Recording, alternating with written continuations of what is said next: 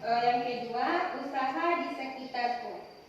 Kita hari ini akan kita lanjutkan dengan kita harus mampu mengidentifikasi posisi dan peranan Indonesia di bidang ekonomi dalam lingkungan ASEAN. Kemudian, tujuan yang akan kita capai hari ini adalah kita akan mampu mengidentifikasi komponen dan mengisi formulir daftar riwayat hidup secara benar. Supaya pembelajaran kita dirahmati dan diberi kemudahan oleh Allah hari ini, marilah kita buka pelajaran hari ini dengan berdoa bersama. Kepada Erik, tolong pimpin doanya. Mari kita berdoa bersama. Berdoa mulai.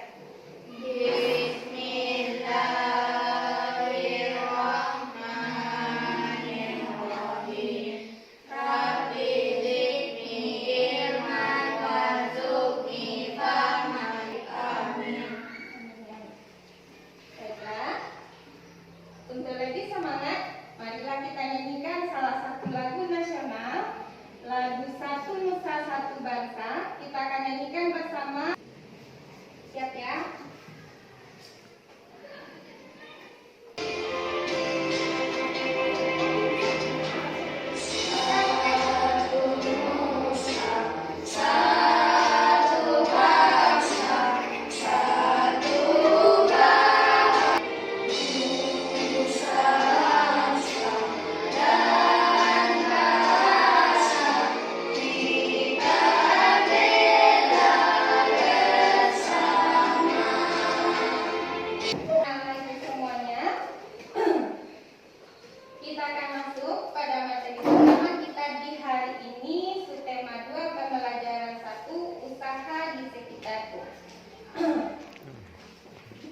Itu punya sebuah tayangan.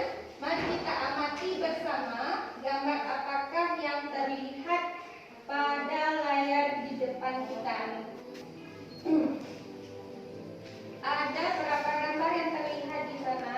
3. Apakah kamu pernah melihat orang-orang dengan usaha pada gambar tersebut? Pernah. Usaha apa saja yang terlihat pada gambar? Silakan Mara. Gambar pertama menunjukkan usaha fotokopi. Ya, yang kedua, silakan Erin. Gambar yang kedua menunjukkan usaha pangkat rambut.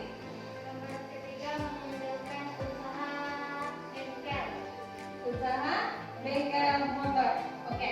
Dari gambar yang telah kita amati, sajakah yang ingin kita ketahui tentang ketiga jenis usaha tersebut? Sudah? Nah, coba Amara bacakan pertanyaan yang sesuai dengan gambar yang telah diamati. Mana usaha tersebut? Dilaksanakan. Silakan kelompoknya Sony. Apa keuntungan ketika pekerjaan tersebut bagi masyarakat? Ya, kelompoknya Hanif, apa pertanyaannya?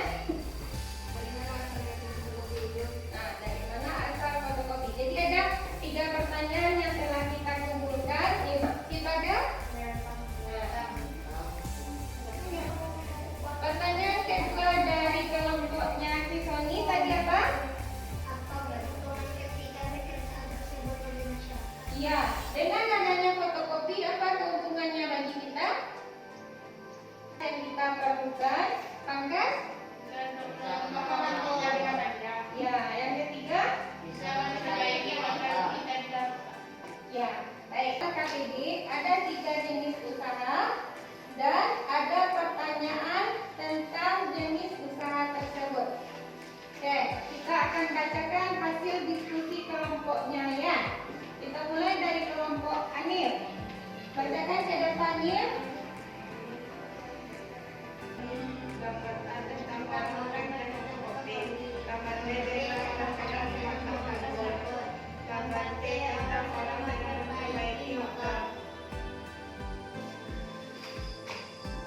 Jawaban dari kelompok kami adalah tuliskan kesimpulan dari hasil diskusimu yang sedang fotokopi. 2. Menunjukkan seorang yang sedang memangkas rambut. Kedua punya jawaban berbeda? Sama. Oke.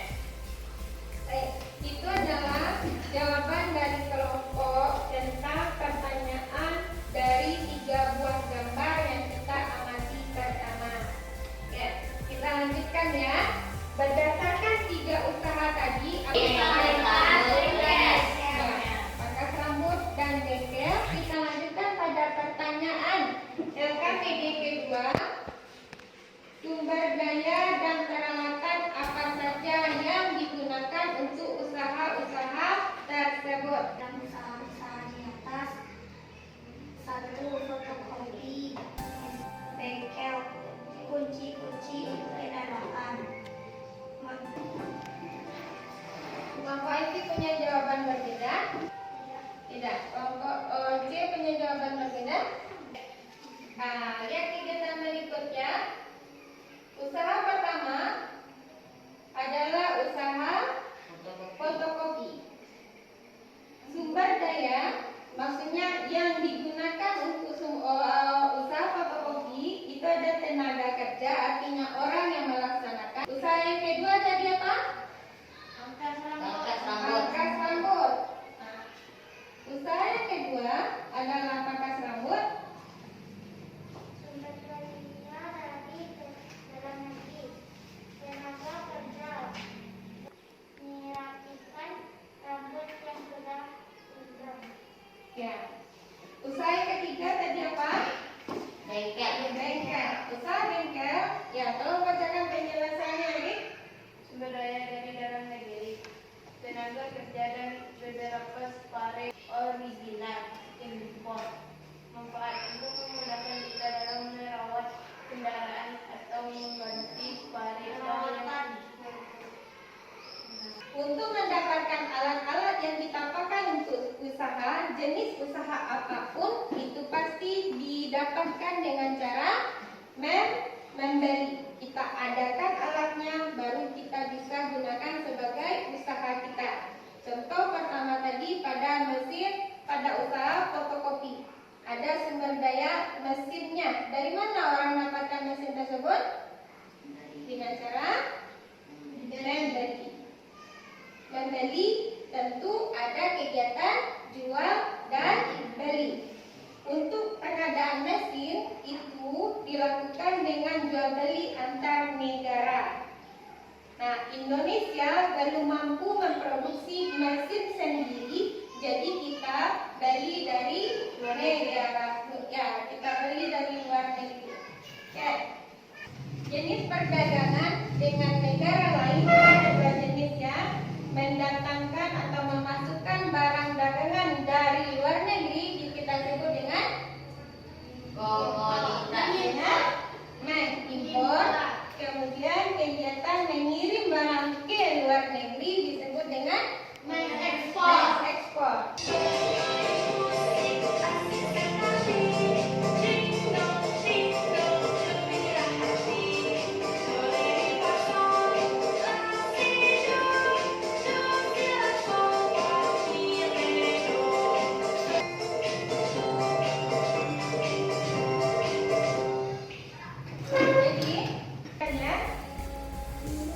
Amatilah gambar yang ada di berikut ini.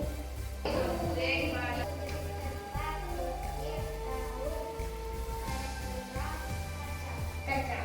Masing-masingnya punya sifat berbeda. Anda bertanya di bawah ini bahwa magnet akan menarik benda dari logam. Kalau bendanya terbuat dari logam. Di LKPD kedua yang sudah dibagikan ada pertanyaan berdasarkan gambar ini, apa yang akan terjadi kalau bendanya didekatkan ke magnet? Silakan berdiskusi di kelompok untuk menjawab pertanyaan yang ada pada LKPD. Oke. Nantinya apa yang akan terjadi jika benda-benda ini kita dekatkan ke magnet? Oke. Lihat berapa benda yang kira-kira bisa tertarik oleh magnet? 4. Ada 4. Oke, kelompok C, benda apa saja yang 4 itu?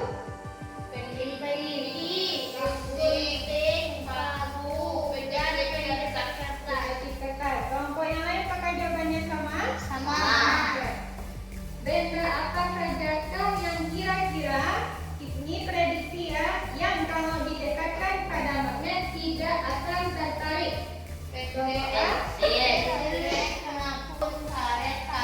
Oke, semuanya punya jawabannya sama? Oke. Ini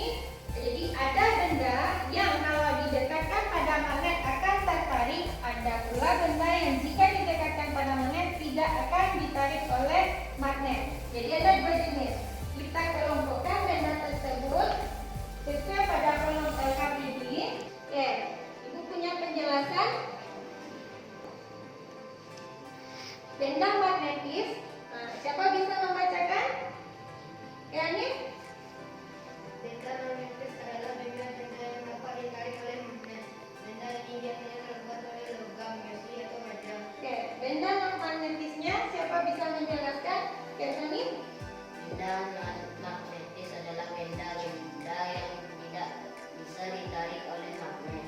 Magnetis ini tidak mengandung logam. Ya, tidak mengandung logam. Jadi, lihat kembali LKPD-nya. Nah, apakah kira-kira jawaban LKPD kita sudah sesuai dengan sifat benda magnetis dan non magnetis ini? Sudah. Ini sebuah video. Silakan simak video ini.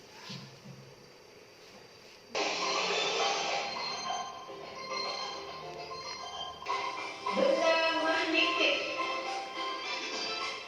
Benda-benda yang dapat ditarik oleh magnet. Ferromagnetik. Benda-benda yang dapat ditarik kuat oleh magnet. Paramagnetik.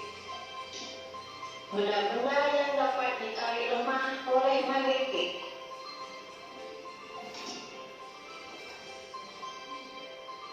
Benda non-magnetik.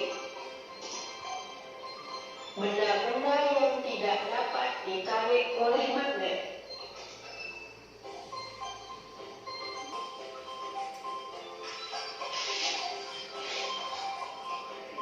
Besar medan magnet tergantung pada kekuatan magnet.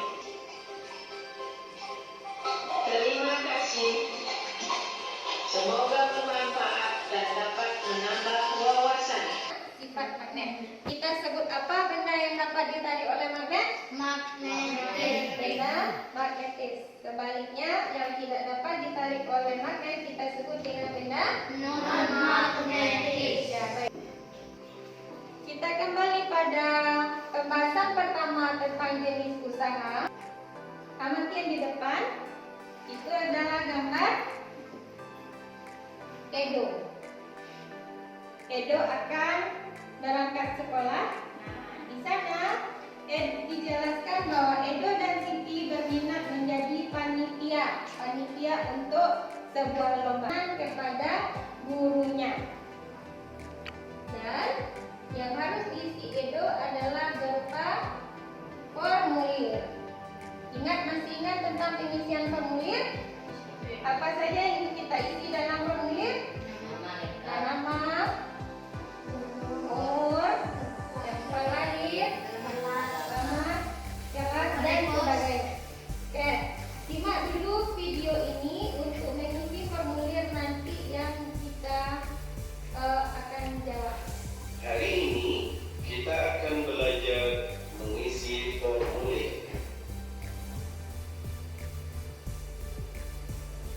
Tahukah kamu apa yang dimaksud dengan formulir?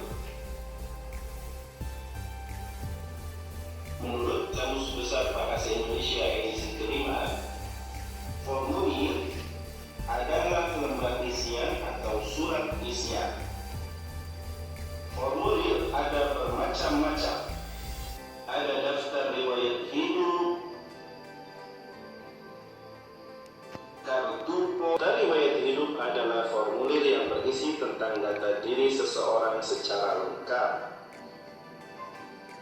Hal-hal yang harus diisi dalam daftar riwayat hidup antara lain alamat, riwayat pendidikan, riwayat pekerjaan, dan lain-lain. Jadi, dari yang diamati pada video, ada pengisian formulir sesuai dengan data yang diminta. Karena Edo akan menjadi panitia lomba, maka Edo harus mengisi formulir yang disediakan. Isian berikut yaitu nama, alamat, hobi, catatan prestasi, jenis kelamin, agama, tempat, dan tanggal lahir. Studi itu akan kita isi nanti pada LKPD ketiga sesuai dengan data Edo, bukan data kita ya. Jadi hari ini apa saja kegiatan yang telah kita lakukan? Yang pertama tadi kita membahas tentang wirausaha. Ada usaha di sekitar kita. Apa saja usaha tadi?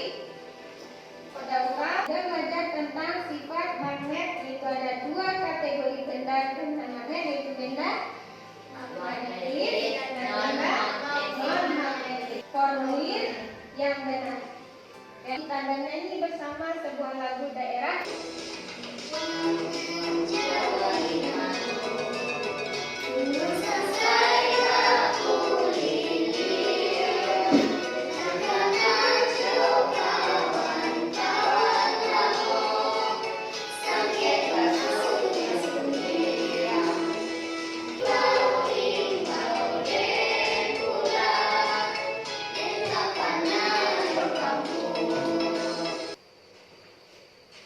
Nah, kita sudah ikuti rangkaian pelajaran hari ini dan sudah kita simpulkan pelajaran kita hari ini. Sekarang kegiatan selanjutnya, Ibu punya lembar evaluasi untuk mengukur tercapaian tujuan pembelajaran kita hari ini yang telah disampaikan di awal. Jadi ada 10 soal yang bisa dijawab untuk mengukur pemahaman sejauh mana kita mengerti pelajaran hari ini. Oke, semoga semua anak-anak ibu mendapatkan nilai yang sangat memuaskan. Ya. Evaluasinya tugas mandiri, jadi tidak ada diskusi lagi. Nah, kita kumpulkan.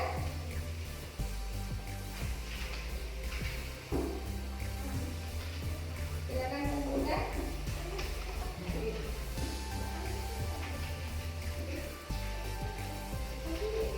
Nah, untuk nilai keaktifan kita hari ini, Ibu ingin mengucapkan terima kasih kepada siswa Ibu yang telah datang lebih awal dan juga aktif dalam pembelajarannya. Sepanjang hari ini dari awal sampai akhir, Ibu ingin memberikan sebuah bintang. Ini bintang prestasi, nanti akan kita tempelkan pada papan prestasi kita masing-masing.